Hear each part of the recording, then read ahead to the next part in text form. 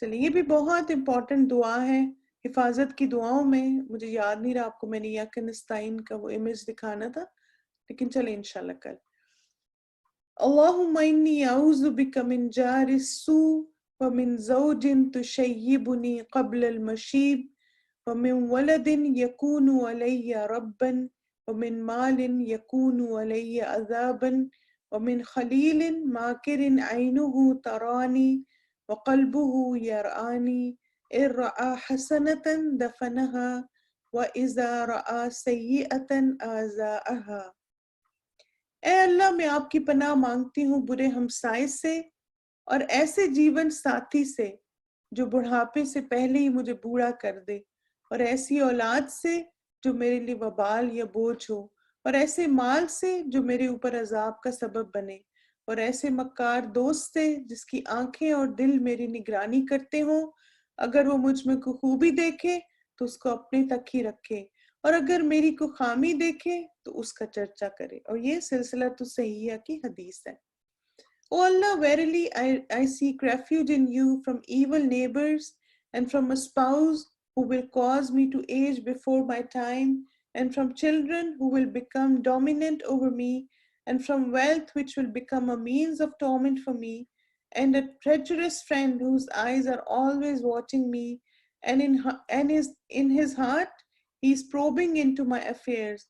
If he sees any good, he conceals it, and when he sees any fault, he exposes it.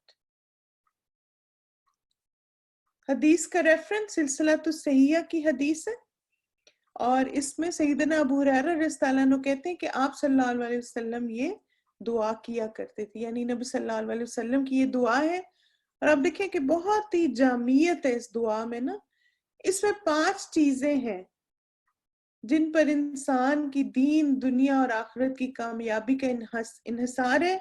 تو اللہ تعالیٰ سے ہم ان کے شر سے پناہ مانگ رہے ہیں، کیونکہ آپ دیکھیں ان چیزوں کے بغیر ہم زندہ بھی تو نہیں رہ سکتے نا.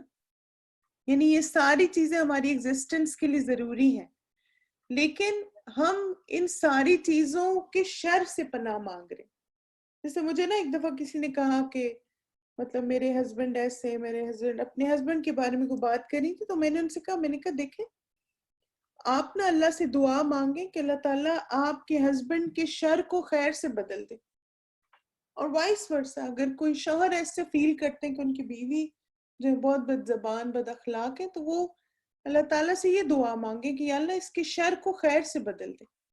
آپ دیکھیں کہ انسان جو ہے نا کمبینیشن ہے خیر اور شر کا. بعض لوگوں کے ساتھ جب وہ ہوتا ہے تو اس کا خیر ابھر آتی ہے، خیر اس کی. بعض کے ساتھ ہوتا ہے تو اس کا شر ابھر آتا ہے. جیسے آپ دیکھیں نا کہ بعض اوقات کچھ خواتین جیسے ایز اے بیٹی ایز اے بہن وہ اتنی اچھی ہوتی ہیں، لیکن جب وہ ایز اے بیوی بنتی ہیں تو وہ پتہ نہیں کیا بن جاتی ہیں. اسی طرح کچھ بردرز ہوتے ہیں وہ اتنے اچھے بیٹے ہیں، اتنے اچھے بھائی ہوتے ہیں، لیکن جب وہ شوہر بنتے ہیں تو وہ کچھ اور ہی بن جاتے ہیں. تو ایسا کیوں ہوتا ہے کہ کچھ لوگوں کے ساتھ معاملے میں ڈفرینٹ اور کچھ کے ساتھ ڈفرینٹ؟ کیونکہ کچھ کے ساتھ ہم ہوتے ہیں تو ہمارا شر ابھر کے آ جاتا ہے، اور کچھ کے ساتھ ہم ہوتے ہیں تو ہماری خیر ابھرتی ہے.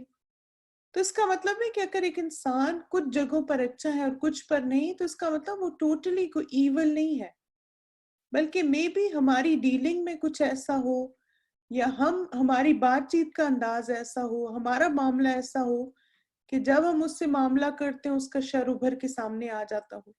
تو ایک تو ان فیکٹرز کو بھی ضرور دیکھنا چاہیے کہ کیا وجہ بن رہی ہے ان ساری باتوں کی. تھوڑا سا بیٹھ کے انالیسس کریں اور اللہ سے دعا بھی مانگیں، یہ والی دعا مانگیں